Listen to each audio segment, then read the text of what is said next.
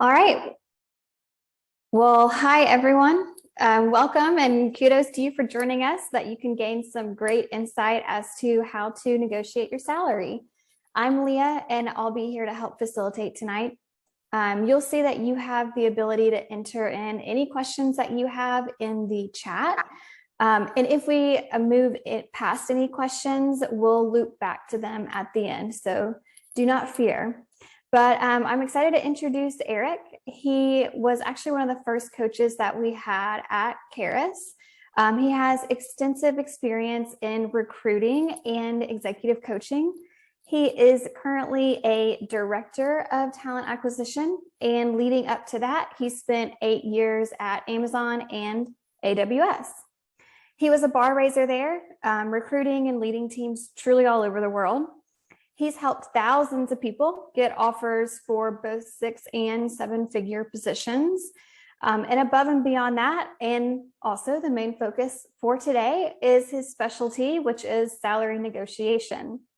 So through his negotiation package and based on all of his years of knowledge, he has helped his clients gain an increase of literally millions of dollars in totality. So thrilled to introduce Eric, and I will turn it over to you.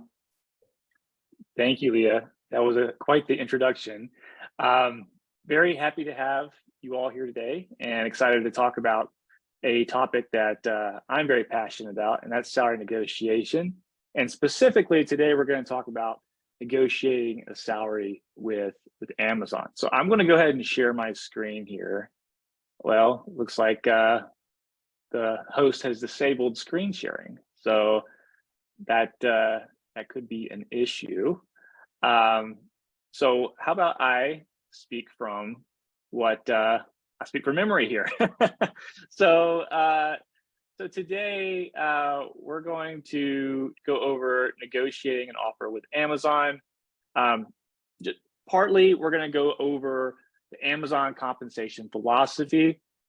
Then we're going to discuss how to navigate the initial Amazon recruiter call, going over a process called identifying your thrill number.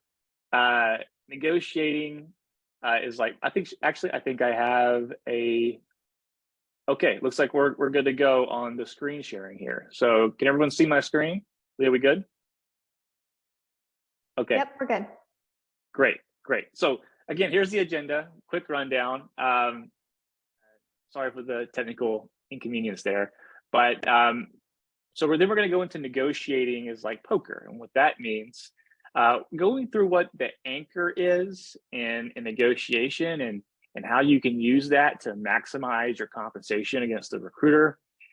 Once you get the offer, what to do, and then how to do a counter offer with the recruiter, which is obviously what most people want to hear about, and getting one of the most famous or the best things you can hear or music to your ears, and that's let me see what I can do.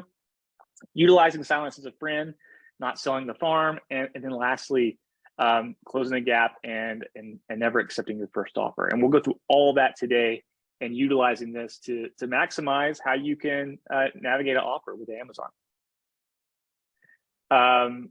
Let me just go into slideshow view here. Okay, so first of all, Amazon's compensation philosophy. So Amazon's compensation philosophy is very peculiar. It's unlike most other compensation philosophies out there, and that's including other tech companies. Well, one thing that's very similar across most tech companies is the fact that they all give you equity or stock. But Amazon does it in a very peculiar way, which is it's a 4-year projection of your compensation. So they look at those 4 years out and they say, okay, this is the compensation over the next 4 years, or at least a projection of it. It consists of 3 pillars: a base salary, a sign-on bonus in your first year, a sign-on bonus in your second year, and of course that equity piece that I mentioned earlier. Before and really from the beginning of Amazon in the early 90s or the mid 90s until earlier this year in 2022, there was always a base cap salary of 160,000, and this was not just subject to the lower levels; it was all the way up at the executive level as well. That recently has changed to a base cap of 350,000, but just because that's the base cap, don't think you're going to get that. They now have base caps for certain levels. So for example, if you're an L6 technical program manager, you will probably be capped around 185. Something else to think about. So Google, Meta, Apple, Microsoft also give stock, but one thing that Amazon does that is very different from the rest of them is they do a 15% year-over-year appreciation formula. And you're like, what does that mean? So basically, so in year 2, your stock price that you're given, let's say you're going to be at 350,000 total comp. In year 2, they're saying you're at 350,000 total comp, but they're also factoring in the stock appreciates 15%.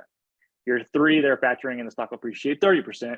And then year 4, they're factoring in the stock will appreciate 45%. It's just part of their compensation philosophy and how they calculate. So keep that in mind if you can't figure out why your stock equity is not measuring up. One thing that's very important is negotiating now, because the raises are small moving forward unless you are a top tier employee or you receive a promotion. I was working with somebody recently this week. I'm glad to say we were able to give him a raise of over 50,000, but he got that 50,000 in 2 days. It's going to take him 4 years before he gets a raise that's significant again. So you have to negotiate now in the negotiation process, which is right after you get the offer. And lastly, the annual reviews at Amazon and the compensation philosophy focus on 2 outlook years. So when you get your review, it will be the following year and the next year after that when you'll get your raise. Again, those raises are they're very paltry raises. So make sure we're negotiating now. All right, so navigating the first recruiter call, right? So the first recruiter call is very important. Most people get on these calls, they're very excited.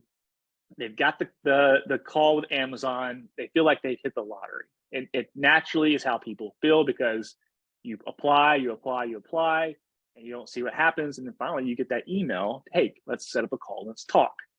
The first thing to think about here is most people think, oh, this is going to be some kind of an interview. Well, that's really not the case. They're really just checking some boxes because they're already reaching out to you because the hiring manager probably said, I like their background, or they realize that you're a fit for the role. So they're getting you on this call really for one reason, and that is to get you tied down to a number. So make sure you do not give a number no matter what. If you give them a number, then you're going to be tied to it. There are ways to get out of that number, and I can help you get out of that if you come and talk to me and we discuss, my salary negotiation package. But you do that, you're most likely going to be stuck to it. So make sure you do not give that number, do not give your compensation expectations, and try to deflect to the end of the process. One of the things I like to say is like, hey, I'm more interested in the scope and the responsibilities of the role, and I'm not really focused on compensation right now. Or if they keep on pushing you, one of my favorite ways is really just to feign ignorance. And that's very easy to do. And I will usually say something along the lines of, I'm compensated in a very complex way.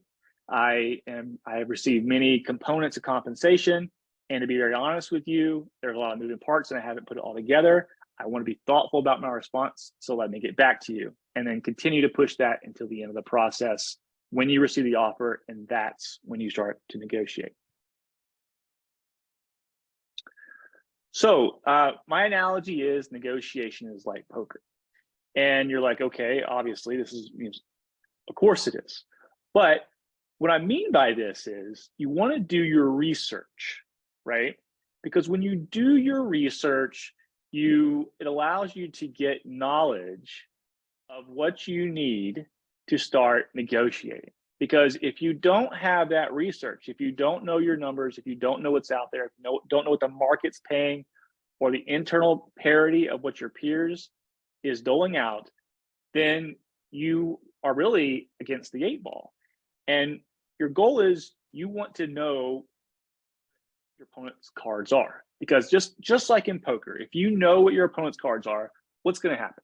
you're going to win every single hand, because if they have a good hand, you're going to fold. If they don't have that great of a hand, or maybe it's a promising hand and you have a better hand, you're going to bake the pot and you're going to take all the money, right? So the goal is we're going to try and do the same thing when we're negotiating our salary. And our goal is we want to maximize our compensation. And by understanding what that number is, what the max number is, then you obviously will be able to get as close as you can to that. Part of my negotiation package, fortunately, I have done extensive research, and I have all the compensation ranges for most of all the tech companies, including Amazon.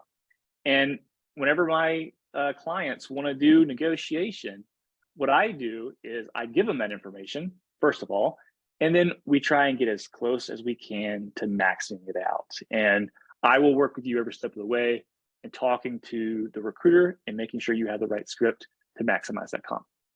Another big thing that people come up to me and ask or are worried about is they're scared of asking for more money and thinking that they're going to pull the offer away. Let me tell you this: as long as you don't berate the recruiter, as long as you're respectful and you're cordial, I've never seen anyone get an offer pulled at Amazon for asking for more money. When they are crafting that offer, when the hiring manager and the recruiter are putting their heads together and thinking, okay, let's put an offer for this candidate, they are literally thinking to themselves, we need to put an offer together in case that they come back with a counter. So do not be scared of asking for more money. One thing that's very clear at Amazon is, and I'll talk about this a little bit later, is that you should never accept the first offer it's given. And we'll talk more about that in a second.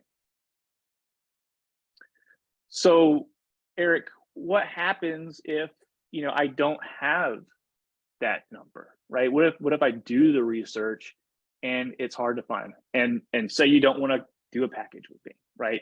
Hopefully you do, and hopefully we work together. But if we don't, the big thing you have to understand is you have to identify your thrill number. What is the number that when you think of this number, you will run to that job? You will dive off the diving board and say, I'm going to be there as soon as that background check clears. Bye-bye, boss. It's been fun. We've had a good run, but I am out. I have gotten a $100,000 raise and I'm out. So that's your thrill number.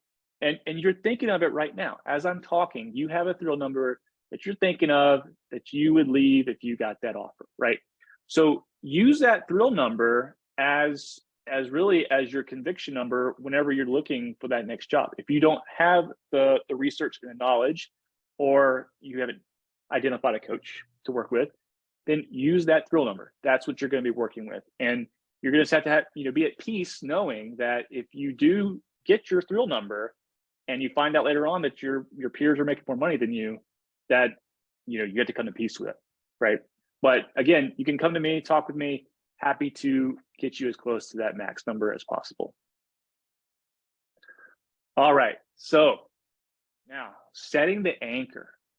So setting the anchor is very important, because when you set the anchor, you're going to set an anchor and the recruiter is going to set an anchor. And both you and them are going to be really fighting between these two anchors. But the goal is you want to close the gap to your anchor as close as possible. So whenever you have set that anchor, which is really when you get the offer, you're going to aim high, but you're not going to expect to receive that number. That's going to be something that even though you're aiming for it and you want it, you're probably going to come somewhere below that, right? When we're going through the offer process, use words like fairly and objectively, because you want to make it very clear that I'm going to respect you as a human. I'm going to treat you fairly and objectively, but I expect you to do the same thing for me. One thing that I do when I'm helping and I'm coaching people is I focus on giving them scripts and making sure I provide them strategic language to use when talking to recruiters. I know how recruiters work and I know what they try to do. While sometimes they may seem like they're doing what's best for you, they really just want to close you and they just really want you to accept that job. So I can give you scripts and I can teach you how to navigate that, but barely and objectively is a great way to start and making sure you're doing what's correct. Another thing that's very important with setting the anchor is offer leverage. Offer leverage is your ultimate weapon. If you have another offer out there, you can use that as a weapon. You can use that to get the compensation that you desire, and working with your coach, you can get and navigate to get the maximum amount of money. So getting the offer, right? So you've gotten the offer from the recruiter. And now that you've gotten the offer from the recruiter, it's time to talk numbers. And when you talk numbers with the recruiter, it's going to be kind of a cat and mouse game, where you're going to try to get them to give you the first offer. They're going to try and get your expectations at this point. Try to encourage them to give an offer and say something along the lines of, I want to be paid what the person in this role is currently being paid. Because ultimately what that's going to do is that's going to get an offer out, and they're going to go ahead and get that offer sent to you, and they're going to basically show their cards here. If you haven't done the research and don't know what the number is, this is the best way to do it, because now they will be showing the cards for the first time, and then you'll be able to counter with your anchor. And then at that point, it's a matter of closing the gap. So you also want to quote internal parity as best as possible and say, hey, you want to be in line with what that group is paying. Never ever accept the offer immediately. They're going to try. Some recruiters are going to try. I have enough experience and have been doing this for a long time, and I know better than to make somebody try and accept the offer first. But don't fall for the cowboy recruiter that tries to get you to accept an offer right there on the spot. I always tell people, hey, take time, talk to your decision makers, and get back to me. I immediately say that. But regardless, if it's someone like me, or if it's one of those cowboy recruiters, make sure that you ask to think about the offer and to send the offer letter to your email. So you can read it and you can take time to think about it, talk it over with your family, your decision makers, and your coach, if you have one, to make sure that you're maximizing that comp. So the counter offer conversation, right? So the counter offer conversation is very important. You've had time to think at this point, to think about, obviously what they are offering you. And now you get to put your anchor back down, right? So hopefully you have gotten the right comp expectations, you've done the right research. All of this has accumulated, and you've gotten necessary coaching, you talked it over with your spouse, and now you want to put down what your anchor is, right? One thing to note, whenever you start to put down your anchor and you send it back to the recruiter, is you got to understand this is not going to happen instantaneously. This is going to be a little bit of a process. And most people who I work with, sorry about that. Can everybody see my screen still? Not the presentation. Okay, hold on. I don't know what happened there. Sorry about that. I think Google Chrome just updated itself. Okay. All right, give me 1 second here. I was making a great point. Thanks for updating me, Leah. Okay. So just remember, the recruiter have a magic wand.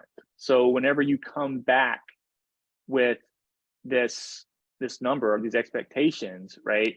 They're not going to be able to say, I'll approve this offer. That's just not going to happen. They're going to have to go back to the hiring manager. They're going to have to go back to the hiring team, and then they're going to have to make sure that the recruiter, or the hiring team, hiring manager, HR, and everybody is on board to be able to approve the offer. So your goal here is one, set that anchor, but ultimately you want your recruiter to say, let me see what I can do. Because once you say those expectations to the recruiter of what you want, they're going to react. And I've seen every kind of reaction in the book based on someone's expectations. Ideally, we want them to say, okay, sure, seems fair. I'll go talk to Mr. Hiring Manager and we'll get back with you. And if that's the case, you're done. Don't say anything else. Try and hang up and get out of there because you've already won. Now, if you happen to have a recruiter who is upset or doesn't think this is your expectations are out of line or maybe too high, then you say, well, this is my expectation. This is what I'm in line with, and let's work together and close the gap. Again, be cordial, be respectful, but work together with the recruiter, right? You can even use language like, I have it here on the very bottom point, right? But you want to get the recruiter on your side and you want them to be an advocate for you and remind them, hey, you've been an advocate for me this whole time. You've been a proponent for me throughout this whole process. Could you please go and see what you can do? And most likely they're going to give you ammo whenever you say about it, how reasonable or whatever it is. Despite that, have them go back to the hiring manager. The goal is we want them to go back to the hiring manager because the hiring manager, depending on who they are, they may be like, I don't care, close them. Just close the candidate. I don't care what you do, just do it. What do we have to do to go to exception or whatever it is and make the recruiter facilitate the process? But again, always be kind, always be cordial, always be respectful, and your goal is to get everybody back on the same page, which is to get you your offer out and to maximize it. Also, be sure to ask them, how can we close the gap, right? Like, if they say, well, the gap's really, really big, say, well, my expectations. How can we close that gap? How can we get it to the point where if it's not what I want, how close can you get, right? That's something that is, allows them to then give you ammunition to understand, is it realistic what you're asking for and how far away are you? Another big thing is silence is a friend. So a lot of people think that negotiation is this grandiose sales presentation. I have 20 years of experience. I have this kind of software. I've done this, I've done that. I have these AWS certifications. They don't care. They don't care. They only care about really compensation expectations in the range. So use silence as a friend because the more you talk, the more you give away. So you want to be quiet and allow them to talk because when they talk, you learn more and you can use that as a way to navigate and be able to figure out what their sentiment is and how close you can get, right? Another thing is recruiters are known for trying to get you to negotiate against yourself. Don't negotiate against yourself. So if they say, how low can you go? How low can you go in your compensation? Say something along the lines of, well, I've told you what my expectations are. How close can you close the gap to get to those expectations? And then silence again. And you be quiet until they say something else. I don't care how awkward it gets, you stay silent. Another big thing is, and this is kind of funny because this is something that Amazon teaches, is never accept the first offer. The guy I told you about earlier in the presentation, who we were able to get a very large increase, was telling me that he always accepts the first offer his whole career. And this was the first time he didn't accept the first offer and was able to get a very large increase. Amazon tells all their employees, and they say, no matter what vendor you talk to, no matter what offer you get, you never accept the first offer. So tilting this on its head a bit and sending this back to Amazon, whatever offer you get from them, never accept that first one. Always get them to say no twice in some capacity. And then, after that second no, you've gotten a fair raise. That's when it's time to make an assessment if this compensation is going to be big enough and going to make you and your family's life change, right? Is this going back to the thrill number? Are you going to run to this job after this or not? And then you have to make a decision. And then lastly, of course, always be respectful to everybody the entire time. People always ask me, have you ever seen an offer get pulled? Yes, I have. I've seen several offers get pulled, but it's always consistent. It's because the person was disrespectful and rude and they said bad things to the recruiter by email. The recruiter forwarded it to the hiring manager. Hiring manager said, I don't want that person on my team or someone like that on my team. And they rescinded the offer. But that's the only time. So always be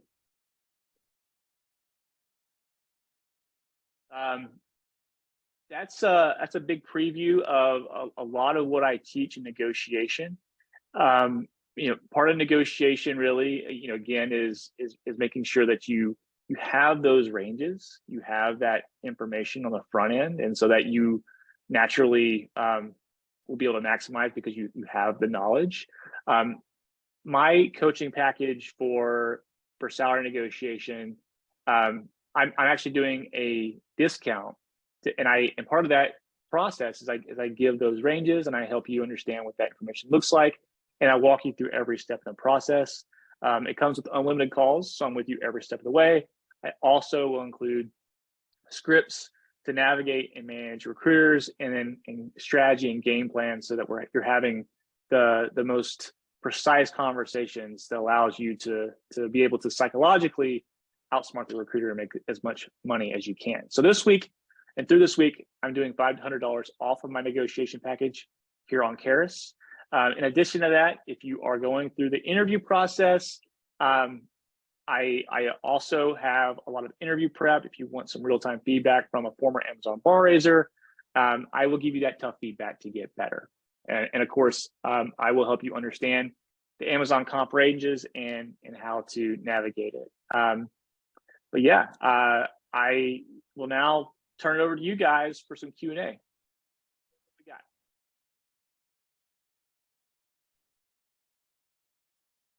got? Eric, one of the things that I hear all the time is when you're negotiating the salary, obviously Amazon in particular has the 3 different areas with, the stock and the overall comp.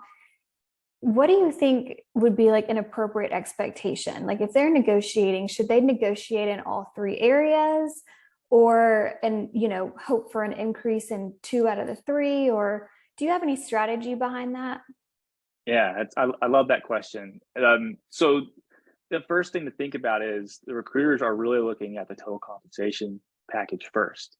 And a lot of people come to me and they're really upset because the base they're only telling me the base is X amount.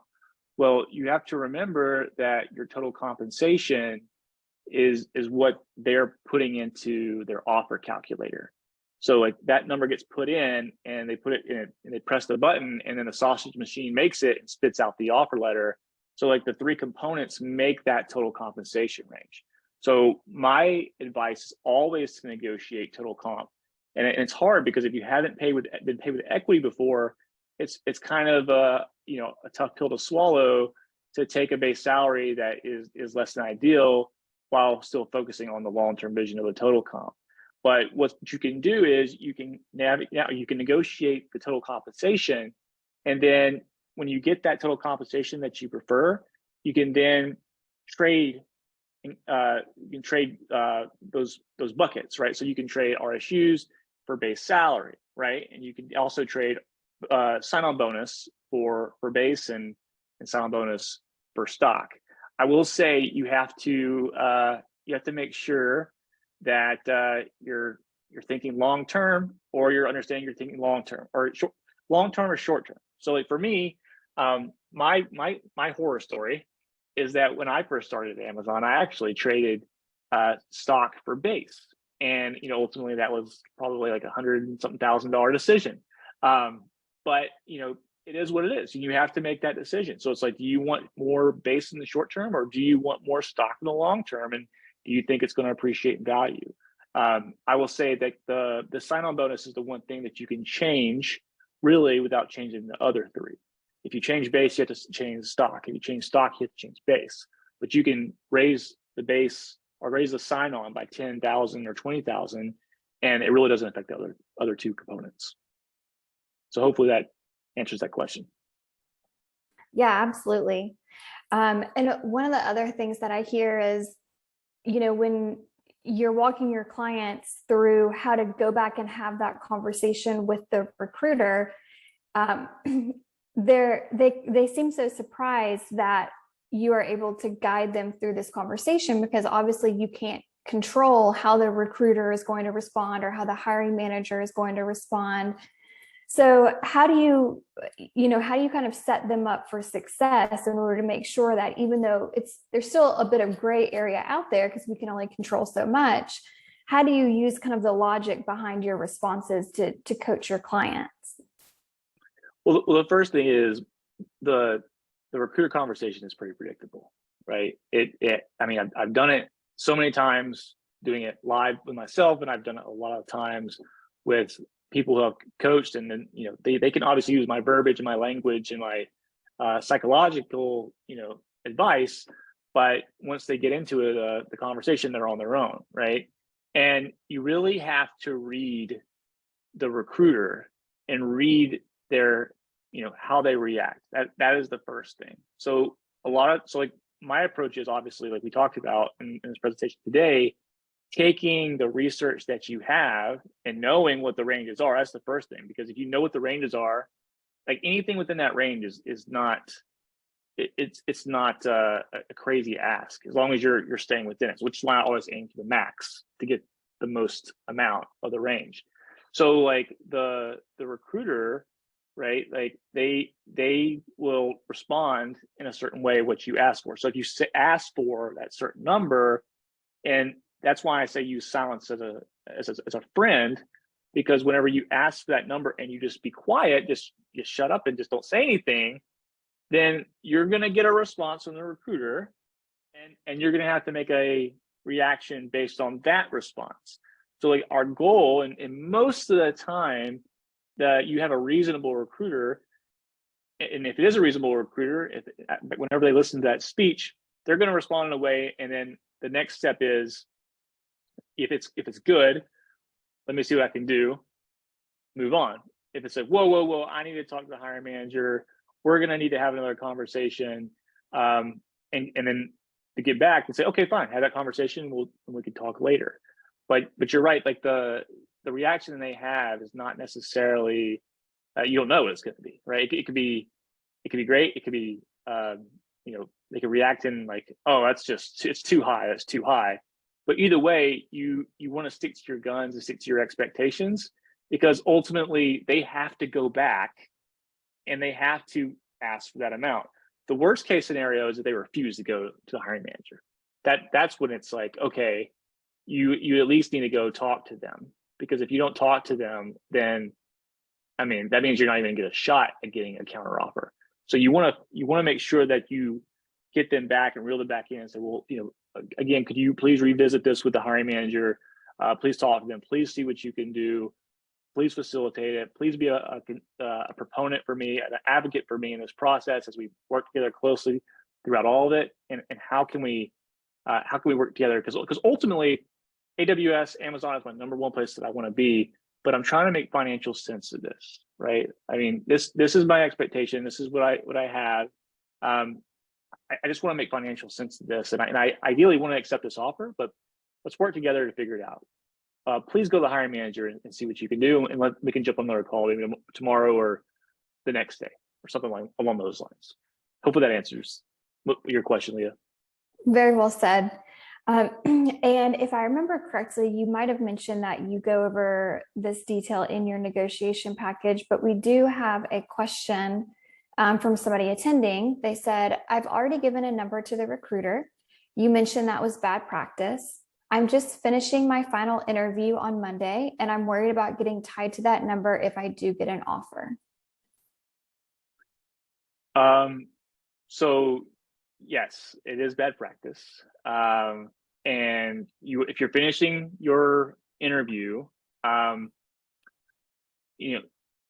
see me, first of all. I can get you out of that. And I can give you the script for that. Basically, we just have to do a reset with the recruiter and reset expectations. And how do you do that? You do that with research. You do that with making sure you have the right data to go off of. Because right now they have you, right? They pigeonholed you to this number, but you're going to have to be able to come back to that and give them a reason to reset.